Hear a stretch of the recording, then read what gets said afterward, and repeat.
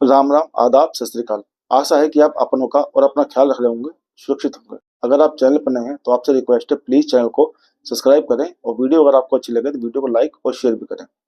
हमारे देश में, समाज में शायद ही कोई ऐसा रिश्ता बचा हो जो एक दूसरे से जिसने धोखा न खाया हो, जिसने अपनों से दुख न मिले हो, या अपनों ने ही रिश्तों को तार तार न किया हो। और सबसे ज्यादा जो क्राइम होता है वो होता है महिलाओं के साथ। और महिलाओं में भी सबसे ज्यादा दो गलत काम होते हैं या कुछ पीड़िता होती हैं, सबसे ज्यादा नाबालिग होती हैं। क्योंकि कुछ चाह के भी किसी से बता नहीं पाती, और जब तक पता चलता है शायद काफी देर हो जाती है। ऐसी ही कहानी है यूपी के अमरोहा की, जो मैं आपको सुनाने जा रहा हूँ। यूपी के अमरोहा में एक कोतवाली है, ठिठोली। इसी ठिठोली के अंदर एक परिवार रहता था, जो भी कहने। इस परिवार में 6 लोग थे। माता पिता, उनके 2 बेटे, बड़े बेटे और उनकी 2 बेटियां।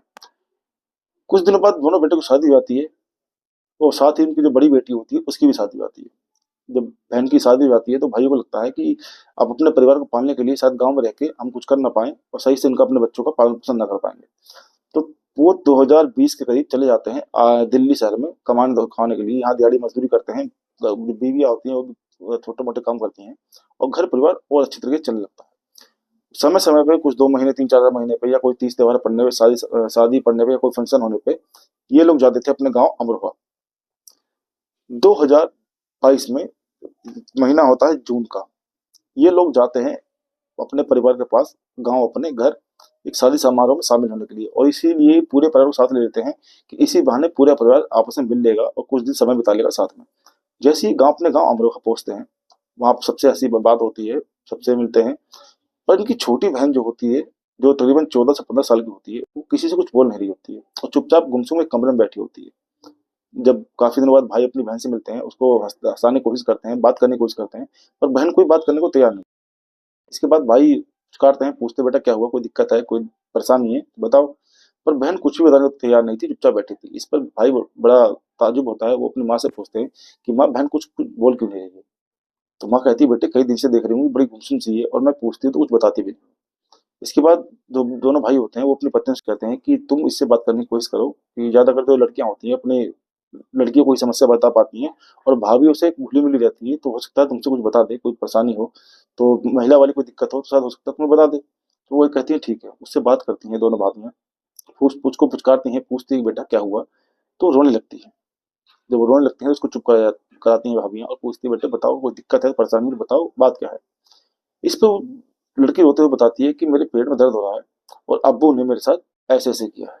अब जैसे ही अब्बू का नाम लेती हैं, कहती है मेरे पेट में दर्द हो रहा है और मेरे साथ गलत किया है, भाभी बड़ा चौंक जाती हैं और तुरंत अपने पति को बुलाती हैं। बताती हैं कि ये बता रही है कि अब्बू ने इसके साथ कुछ गलत किया है और उसके पेट में दर्द हो रहा है। अब जब इतनी बात सुनते हैं तो सबसे पहले भाई कुछ करने से पहले ले जाते हैं उसको पास के एक सरकारी अस्पताल में। वहां ले आने के बाद उसको चेक करवाते हैं, देखते हैं। तो जो डॉक्टर बताता है, ऐसी बात बताता है कि दोनों भाइयों को पैर तले जमीन खिसक जाती है, उनके गुस्से का पारा बहुत सातवां आसमान पहुंच जाता है। डॉक्टर बताते हैं कि जो आपकी बहन है, ये तकरीबन 3 से 4 महीने की गर्भवती है, इसीलिए इसके पेट में दर्द हो रहा था, और इसके पति कहाँ है। तो बताते हैं, साहब ये तो 14 15 साल की इसकी शादी हुई नहीं है। इस पर डॉक्टर भी गुस्सा आ जाता है, और पूछते हैं कि इसके साथ ऐसा किसने किया है, और कहते हैं पुलिस बुला रहा हूँ।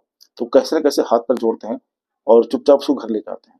घर लाने के बाद जब ये बात खुलती है, तो एक तरीके पे देखा जाए तो सबसे ज्यादा प्रोत्साहन माँ को आना चाहिए था। माँ को सबसे पहले आगे बढ़कर अपने पति का विरोध करना चाहिए था, और उसके खिलाफ कानूनी कार्रवाई करनी चाहिए थी। तो जब ये घर पहुंचते हैं तो इस मामले को दबाने की पूरी कोशिश करी जाती है। भाई इस मामले को दबाने के बिल्कुल पक्ष में नहीं थे। पर माँ भी एक बार वो कहती है कि छोड़ो इस बात को, बदनामी होगी, बेइज्जती होगी, जो हो गया सो हो गया, हम कुछ कहीं ले जाकर इसके शादी घर कर देंगे, बात दबा दो। पर भाइयों का गुस्सा बहुत बढ़ चुका था। वो जैसे ही उनका बाप घर में आता है, उसको पीटना शुरू कर देते हैं। जब पीटना शुरू करते हैं तो आस पड़ोसी भी इकट्ठा हो जाते हैं, चिल्ला आवाज सुन के उसकी, और पूछते हैं कि तुम इतने दिनों बाद आए हो और अपने बाप को क्यों मार रहे हो। तो गुस्से में जब भाई के मुंह से निकल जाता है कि इसने मेरी बहन के साथ ऐसे किया है, ये सुन पड़ोसी को समझ में नहीं आता कि अब करे तो करे क्या। पर जब भी एक भाई उनमें से पुलिस को फोन करता है, पुलिस आ जाती है। पुलिस आने के बाद उसके बाप को पकड़ती है और पूछताछ करती है, सख्ती से पूछताछ करती है। तो बताता है कि तकरीबन 6 7 महीने पहले से ही अपनी बेटी के साथ ऐसा काम करता था। तो पुलिस पूछती है कि ऐसा तुम क्यों करते थे, वो भी अपनी सगी बेटी के साथ। तो बताता है कि एक दिन मैं घर में आया, कोई घर में था नहीं, बेटे बाहर, बहू बाहर चले गए थे, बड़ी बेटी की शादी हो चुकी है, पत्नी भी अपने मायके चली गई थी। तो मेरे घर में आया तो मेरी बेटी सोई हुई थी, और सोई बेटी को देख कर मेरे मन में ऐसी ऐसी चीजें आने लगी। पहले दिन मैंने इसका मुंह दबाकर जबरदस्ती करी, और फिर उसको डराया धमकाया कि तुमने ऐसा किसी को घर में बताया तो तुम्हें जान से मार दूंगा। उसके बाद ये करता रहा और तकरीबन 6 महीने पहले से ये काम करना शुरू किया था। और इसी करने की वजह से लड़की डर के मारे किसी से घर में बताया नहीं। लड़की 3-4 महीने से गर्भवती हो गई।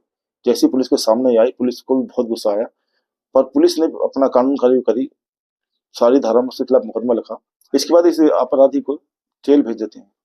लड़की को हाई कोर्ट के सामने पेश किया जाता है, कोर्ट के सामने पेश किया जाता है, तो वहां से इसके अबॉर्शन की जो स्वीकृति मिल जाती है। कोर्ट की परमिशन के बाद लड़की का अबॉर्शन करवा दिया गया। शायद लड़की जिंदगी भर, जीवन भर इस घटना को भी भूल नहीं पाएगी, और ना ही परिवार वाले। पर जब सबसे ज्यादा दुख इस बात का था, सबसे ज्यादा दुख इस बात का था कि लड़की की माँ ने इस बात को दबाने की पूरी कोशिश करी।